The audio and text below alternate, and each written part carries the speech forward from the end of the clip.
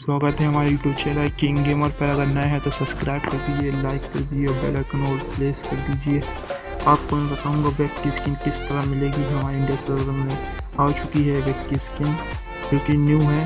देख सकते हैं कितनी बढ़िया स्किन है। आपको जो टोकन में देखने के लिए मिलेगी, आपको बताता हूँ टोकन किस तरह मिलेगा। और AK वाउचर के टोकन भी AK वाउचर मिलेंगे और किस तरह आपको ये टोकन मिलेंगे जिससे आप रिक्लेम कर पाएंगे बैग की स्किन। अगर आप गेम खेलते हैं और आपके अंदर लूट बॉक्स किल करने पर लूट बॉक्स मिलेगा, लूट बॉक्स में अंदर आपको टोकन मिलेगा। तो आप जब भी किल करना आप लूट बॉक्स जरूर लूटना, उसके अंदर आपको टोकन मिलेगा।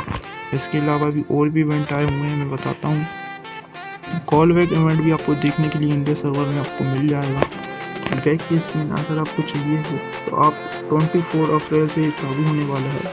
अभी आपको नहीं मिलेगा ये टोकन, 24 से 30 अप्रैल तक ही मिलेगा। तो आप जैसे 24 से टोकन लेना चालू कर देना।